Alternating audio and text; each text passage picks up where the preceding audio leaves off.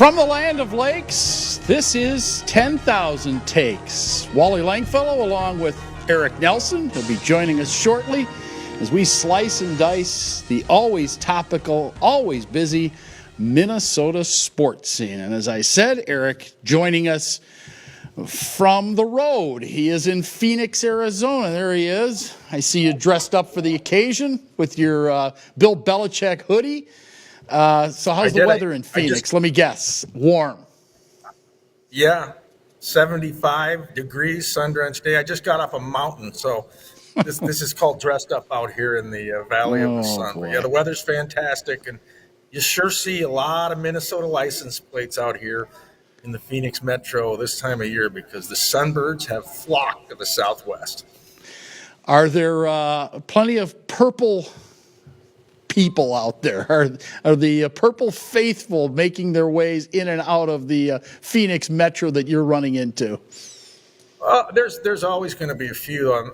We were in the Superstition Mountains in Apache Junction, and I did see a young hiker with a Justin Jefferson jersey. I didn't see any Arizona Cardinals stuff on that hike or Arizona State Sun Devils, who rumor has it are a pretty good college football team. So Jay Jets is in the mountains of Arizona. Yeah, but no Arizona State. How about that? They're in the final eight for college football. All right. Your Vikings, while you were away, beat Seattle. I mean, this is a Seattle team fighting for playoff positioning, just like the Vikings are for all intents and purposes. And they managed to win despite the fact that, now, they led the whole game against Seattle. They give up the lead late, but I don't know about you, but I wasn't uneasy with 4 minutes to go. I thought, you know what?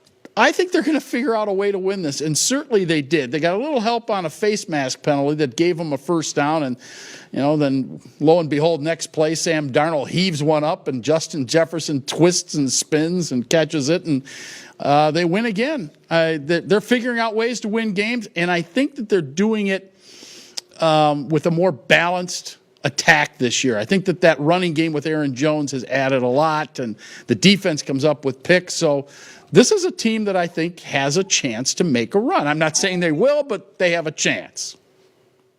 I don't think there's any doubt, and I think they've hit on that trifecta that you need in the NFL to have sustained success, especially in the playoffs. The offense is very good. They have playmakers. We know that. With Jefferson and Jordan Addison, T.J. Hawkins, and Aaron Jones. And Sam Darnold, he's been throwing dots most of the season. That throw that you talked about to Jay Jets, he's on the run, he steps up, he's on 1 foot. There's two Seattle defenders near the bottom left pylon, and he gets it over them, and Jay Jets makes his typical acrobatic grab. I mean, that's great stuff. The defense, led by Brian Flores with the Minnesota Mayhem and the mixing things up, and guys like Jonathan Grenard and Blake Cashman and on it goes. They've been outstanding most of the year. And then the special teams. I don't think we have maybe given enough credit to Will Reichert, a rookie kicker who has been almost perfect. He went out for a while. They signed John Parker Romo off the street. I mean, he may have been walking along Hennepin Avenue for all we know when they gave him the contract. And he didn't miss a beat as a kicker. And as you know, that's critical because they have had a lot of close games where they can't afford missed kicks or extra points. So the special teams has been solid as well. And the culture, you hear that a lot in sports, but I think they are building a sound one in Eagan with Kevin O'Connell, Kwesi Adolfo-Mensah, the GM. The Wilfs have obviously set the table with the hiring of these people. I feel like the Vikings right now are viewed around the NFL as a place you want to go play, and that's a huge thing because players talk to other players. Yeah, no question. You mentioned KOC and Kwesi. How much credit do you give them at this point? I mean, Kevin O'Connell could be up for Coach of the Year. And the acquisition of Sam Darnold, who'd have thunk? I mean, Sam Darnold basically flopped with the Jets, not much better with Carolina, sat the bench in San Francisco. Do you think the 49ers are ruining the day that they let him walk instead of playing Brock Purdy instead of keeping him? I don't know. It's hard to say. I mean, Purdy's been hurt, in and out of the lineup this year, but they're not even going to the playoffs. No, and San Francisco's been banged up from day one. And that's part of the reason why they're not going back. But that's a fair question. And who knows if Sam Darnold's out there on the market, because the 49ers have to make a decision about Brock Purdy. Do we give him that NFL lottery type deal and commit to him, or do we think we got to go down another path? That's going to be a very interesting offseason, subplot, if you will, in the NFL. But yeah, tons of credit to Kevin O'Connell. He certainly pushes all the right buttons, appears to be a player's coach. We see the post-game videos when he hands out the game balls, Wally, and these guys connect with him. And he's almost at their level age-wise. And then we've been in the locker room many times, and I think they have a good room. I think the chemistry is real. But I do want to give credit to Kwesi because he's almost the invisible man. You don't ever see him on television sitting in the suite. We don't see him on the sideline. Like I saw Tampa Bay's GM on the sideline Sunday night against Dallas. I'm like, what's a general manager doing on the sideline? But Kwesi's, out of sight but not out of mind. He made a lot of these decisions to bring in these pieces in the offseason like Grenard and Van Winkle and others like Stephon Gilmore. And we all said, well, what's this going to do? Well, what it's done is elevate this team into 13 wins, 2 losses. So a lot of credit to the front office. Yeah, and I think some of those moves, or many of those moves, I think he does in consultation with his coaching staff. He goes to Brian Flores. Flores says, yeah, bring Van Ginkel in. I had him down in Miami. And bring Gilmore in. I've seen what he can do over in the AFC and so on and so forth. I mean, he's got to be tapping into these guys because you see the fingerprints of these coaches on these moves, don't you? Absolutely. And I think that you have to work in harmony. You're not going to always agree. I mean, when the Seattle Seahawks were winning Super Bowls or going to them and dominating the NFC West, it was Pete Carroll and John Schneider was the GM, a guy who was at St. Thomas back in the day in St. Paul. They worked in sync on draft day and throughout the season. They butted heads. You want to do that. You got to have somebody that's going to challenge you once in a while. But the main thing is you do what's best for the football team. And I think Kwesi and KOC have figured that out along with the assistants and the staff. And let's give Coach Flo a ton of credit. Brian Flores, if he doesn't have the lawsuit against the NFL, I'm almost certain that he's snatched up by some other team to be their head coach. Will he in the offseason? If he didn't have the lawsuit, I would say yes. But he does, and he might come back here, and that's good news for Minnesota. Indeed it is. All right. We're going to take a break. When we come back, we are going to talk to Leo Lewis, the former Viking wide receiver, punt returner, and front office guy. More to come here on 10,000 Takes, your purple ticket. Stay with us.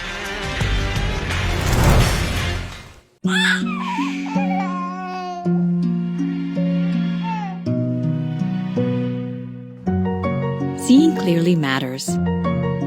Being seen matters more. Nobody cares for eyes more than Pearl. In Lakeville, Minnesota, dozens of meeting venues are ready to host your next corporate event, banquet, and holiday party. Lakeville has unique conference facilities, a variety of hotels, an abundance of team-building options, and dining that are sure to impress. For suggestions that suit your needs, please call the Lakeville Convention and Visitors Bureau at 952-469-2020 or go to visitlakeville.org. Lakeville, we mean business. Welcome back, 10,000 Takes, and we are going to continue talking Minnesota Vikings football. Of course, Eric in Arizona, and we are joined now by former Viking front office guy as well, Leo Lewis. Leo, you and I talked on the phone a little bit earlier in the day, and my comment to you was this team, even though they've won a lot of one-score games, I still think that they are better than that 2022 team where you just never really knew. I get the feeling, though, that with this squad, a lot more confidence and a lot well-rounded team. Your thoughts? The regular season has proven that they can come up with some really good ways to win, and it's a lot of hard work. That last drive against Seattle, they put the pedal to the metal and made some great plays and ultimately made a fantastic play with Jefferson. And I think that's been kind of the way they win. I think it's no different than the Kansas City Chiefs. They win the same way. Certainly we've got a long way to go to really measure our wins. But I think it's been such a great team to watch. And we had mentioned that, we can't leave early anymore because we just don't know what this team's going to do. Leo, a few decades ago, the Vikings got Chris Carter for $100 after he was waived by Philadelphia. Now you flash forward to 2024. Minnesota gets Sam Darnold, free agency at a bargain rate by today's standards, $10 million a year. Is this the best bargain of the season for any team? The way Sam Darnold is playing and the cheap rate the Vikings are having to pay him for this season? Yeah, well, he's one of the residuals that we received. I think certainly the Kirk Cousins leftovers gave us some money to sign a great linebacker core. I've always been saying that the linebackers were the key to this defense, and they've proven to be the case. And so we had enough money now to get some quality free agents. Yeah, you brought in Blake Cashman, you brought in Van Ginkel. Um, heck, Tellis is coming in and playing linebacker along with playing safety and D-back and everything else. Your perspective of this defense, though, and a lot of moving pieces coming into the season. I mean, there were a bunch of free agents here that they Yeah. all came together, and it's worked miraculously. Or was it a Well, miracle? I say that, yeah, I certainly believe that. I think in this passing age, you're going to need mobile linebackers and not necessarily the rugged 250-pound linebacker who plays in the middle. I mean, those ages of seeing those types of linebackers has gone way by. However, I would say that our run defense needs to improve. I know we're a good defense by the measures of our statistics, but our run defense I think needs to improve a bit. Leo, the NFC Bold North, I'll call it. It's historically good as we enter week 16. You've Yeah. got Minnesota and Detroit 13-2, top seeds right now in the NFC. Green Bay's a double-digit win team and certainly very potent. And even Chicago they're in a rut, but they're not really a horrible last-place team in my opinion. What's Yeah. your takeaway on this division? Is it the best top-to-bottom division you've seen? We've been very fortunate to play divisions who aren't doing very well. The NFC South and West aren't doing very well. Um, I think that has a lot to do with it when you play individuals, when you play teams, and how they're faring when you play them. We've been very, very fortunate. Um, could anyone have guessed that when we had the away games, three in a row, early in the mid-season, that we would be able to win all those three? We played some really dismal teams, and we caught them at the right time. But I think that's a measure to this team, this Vikings team this year. They are just able to find a way to win. Yeah, there's no question. They've done a lot of that. They're finding ways to win football games, and not necessarily the same way every week. One week it's the defense, the next week it's the running game, the next week it's Justin Jefferson. Speaking of the passing game, Sam Darnold, all the talk over the last couple of weeks now, he has played so well. Do you see them make a move to try and keep him next year, or do you think he walks? J.J. McCarthy is going to get an opportunity, but they're going to probably have to have somebody else in front of him, so some kind of a learning curve for him, because as you know, and as we have talked about in the past, rookie quarterbacks, it takes time. Yeah. Well, it's interesting that they would again sign Jones because they wanted to make sure that all their options were available. I certainly anticipate that they will give Donald a fair contract. He can't be greedy, though. I mean, he hasn't really been that good in his career. And he's gotten some good coaching. He's got a good set of offensive teammates. And it'd be difficult to leave that just for the money. I don't think he's that type of guy, to tell you the truth. And I don't know him. I've never met him. But I hope that the Vikings give him a fair contract. And why not? Why not give him the going rate? Leo, it looks like the number one seed with the bye and home games, as long as they're in the postseason, is going to be Detroit or Minnesota. The team that finishes second in the division is going to drop to the 5 seed. How Yeah. big of a gap is that? How critical is it in your eyes that Minnesota gets the 1 seed against the 5? It is very critical.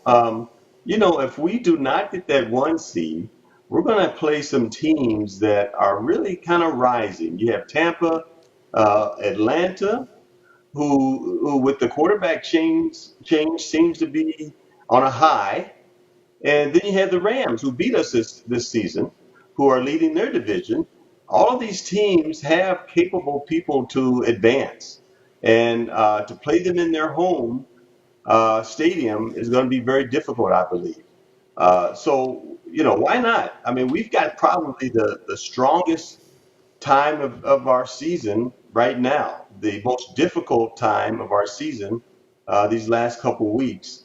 And it's really going to matter how we play those teams uh, before the season ends. It really does matter. And going back to Sam Darnold, it's going to matter how he plays, which invariably is going to matter what type of contract the Vikings are going to give him at the end of the season. You mentioned Atlanta. Of course, they make the quarterback change, and Kirk Cousins finds himself on the bench with his multi-million-dollar contract. Did you Yeah. see this coming with him on the bench at this point in the season? I mean, he's not hurt. Well, I mean, the whole transaction of him going to Atlanta and then the Falcons drafting the number one in their first round a quarterback was puzzling from the onset. Maybe they did see that he was aging, but the contract really makes you wonder what they were thinking by guaranteeing so much money. I tell you what, that Kirk Cousins is a money manipulator. He has used the NFL any way that you can imagine. He's got some general managers under his wing, man, and he's got a good agent. So we can't fault him for that. Leo, let's talk Jordan Addison.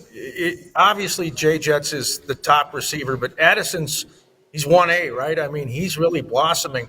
How much does he benefit with having a guy like Jefferson get double or triple coverage? TJ Hawkinson, you can't let him go alone. Aaron Rodgers can catch balls out of the backfield. What's that do to free up Addison? Well, of course. I mean, it's the trifecta, and then you've got the tight end as well. Now they're really gelling. I think they're fitting into their roles. Certainly defenses now have to honor Addison a lot more than they used to because they need to, and they can't double up Jefferson. I just think the offense is clicking, and the passing game is clicking at its best right now. All right, last question for you. I'll put you on the spot. How far does this team go? The next 3 weeks will tell. I tell you what, like I said, this is a critical time in their season. If let's just say there's some scenarios here. If they lose both games, that will tell us a little bit about what's going to happen when they go to someone else's stadium. If they're 1-1, certainly it depends on who they lose to, but then also it invariably means they're going to go away for their first game. I'd rather have them rising by the end of the season. A 1-1 or 2-0 scenario seems to be categorized as them rising, coming off an 8-game winning streak. I mean, they are rising. So we don't want that to halt. But it does depend on who they're playing. The two teams I'm fearing are Tampa and the LA Rams. Interesting. All right, Leo, happy holidays to you. Appreciate you spending some time with us, and we'll check in during that playoff run. Well, happy holidays, Leo. and I do want to tell you that I will be in sunny Florida for that Detroit game because I am going to be with a number of Florida Vikings fans. Wow. We are going to do a watch party in Pompano Beach, and I'm going to be like Eric. I'm going to be smiling the whole time. Boy. All right. Enjoy it, Leo. I need one of those invites next time. Thanks, Leo. He is Leo Lewis, the former Viking wide receiver, punt returner, and of course, front office personnel guy. Back with more here on 10,000 Takes after this timeout. Stay with us. You can visit llcoolj.info to understand what the government grants really hit for. You can visit llcoolj.org.com to make sense. Whatever you sell, the government's buying it. You don't need an LLC or an S corporation. We the people. We already pledged allegiance to this nation. It's up to us if the bell toll of freedom rings. That's word from Olivia's child, Sammy's favorite sibling, and I'm out. I've been meaning to give you these for many years. I think they're perfect.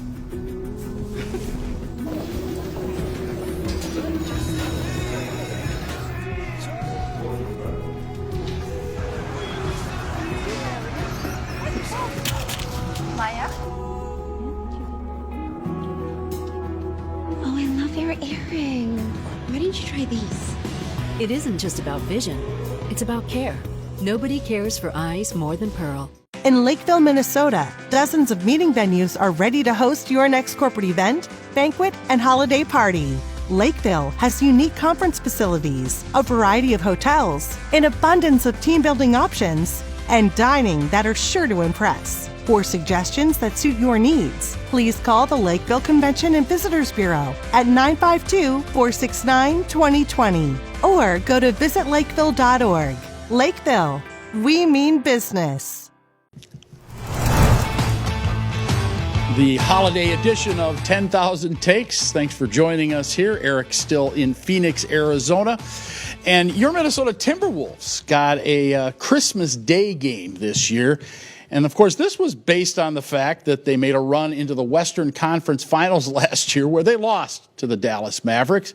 Boy, that doesn't look like it looks like it's a million miles away right now.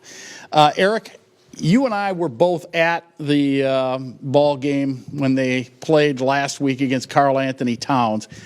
They couldn't look further away from what they were last May or any time last season based on what we saw then. Now, obviously, that's only one game, but this is a different team, isn't it? It's still early, but they're galaxies apart from where they were, in late May, June to now.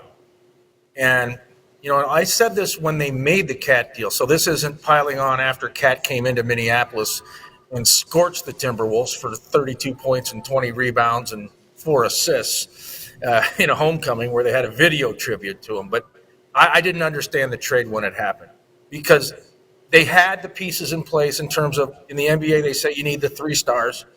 They had Cat, they had Ant, and I'll throw Rudy G in the mix. Naz Reid certainly appeared to be better fit to come off the bench in that role. Things haven't quite clicked the same for him this year like it did last season. But the other thing is, if you believe the NBA is a process, and how many times have we heard that over the years, Wally, you sometimes have to lose before you learn how to win and go to the finals and bring home a trophy. Well, the Timberwolves were experiencing that, and I figured if they brought Cat back, how hungry would that group be? We want to take the next step. We want to show our fan base we can get even better. Instead, they blow it up. And I don't understand why Tim Conley, and this is how it's going to go down unless Cat gets miraculously doesn't play another year or two, which is unlikely. I hope he plays 10 more years. He's likely a Hall of Fame player. Oh, boy. They dealt away a guy who's going to be in the HOF or Julius Randle and Dante DiVincenzo, and we don't know if Randall's even going to be in Minnesota next season. I think this is like when they gave Kevin Garnett to Boston, when Minnesota Vikings sent Randy Moss to New England, and the Twins said, hey, David Ortiz, go win some World Series with the Boston Red Sox. It's a debacle, in my opinion. Yeah. Hard to disagree with that.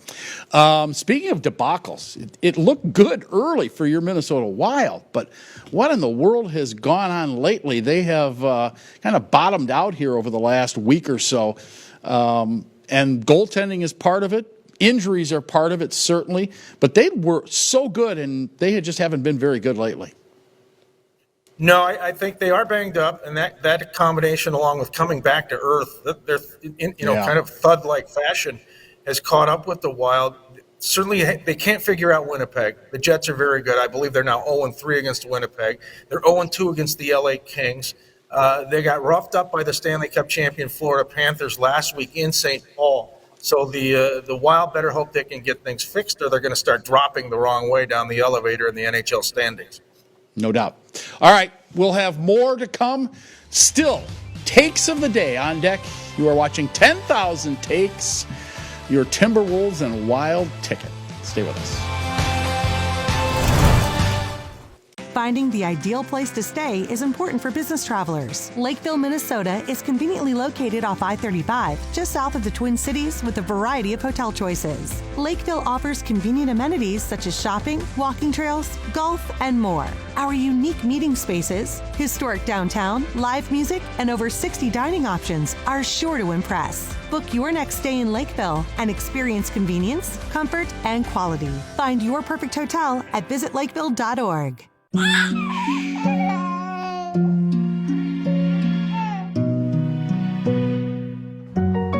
Seeing clearly matters.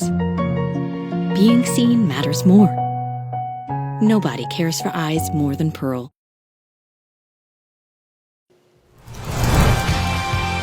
Welcome back. Final segment of this week's show. And of course, that means it's time for Takes of the Day. And this week, for my Take of the Day, I'm going to talk about those Minnesota Timberwolves. Of course, they played the New York Knicks, and Karl Anthony Towns came back to town and triumphantly came back to Minneapolis, winning big over his former teammates. Now, here's the part that bothered me. First of all, it was an embarrassing effort by the Timberwolves. And if you start thinking about it, I heard some of those quotes after the game. Karl Anthony Towns having that big game, and Anthony Edwards talking about him being his brother and all this, and he was happy for him, and something similar coming out of the mouth of Rudy Gobert and some of the other players. And I thought, I wonder, I'm not saying that they threw the game, but I wonder if subconsciously they were thinking, I hope Cat has a big game, and we're trying to stick it to Tim Connolly, the GM. Tim Connolly, probably making the biggest mistake in Timberwolves history, right next to that Kevin Garnett trade than when he went to the Celtics years ago. This one is a huge boo-boo, no question about it. We talked about it earlier. But as a player, how do you even think about that? Well, I think that they did. I think subconsciously they were thinking, I hope Cat has a big game. I'd like to see my team win, but I hope Karl Anthony Towns, our friend, our brother, has a big game. And he did, and they didn't win. And like I said, an embarrassing night for your Timberwolves. All right, let's check that mood meter. Yes. Wow, grumpy guardian. The needle even moving out here in Arizona. Yes, it is. Grinch is back. All right, yeah, my take of the day, it is time to heat up the Hot Stove League, Major League Baseball. Winter meetings have come and gone. Free agency is here. And, of course, your Minnesota Twins.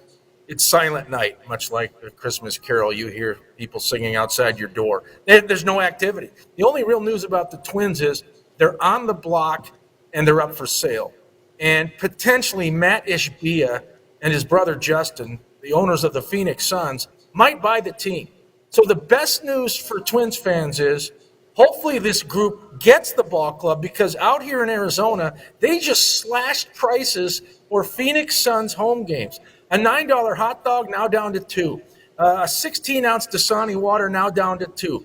A Coke is down to $2. Bag of chips down to $2. Popcorn down to $2. A massive savings for fans going to Phoenix Suns games. So if these two get a hold of the Minnesota Twins, hopefully that trend will continue at Target. All right, well, it's a good thought. Don't count on it, but it would be a nice Christmas present. All right, for Eric in Arizona, I'm Wally. Hope you had a very Merry Christmas and a Happy New Year. You've been watching 10,000 Takes, your sports ticket.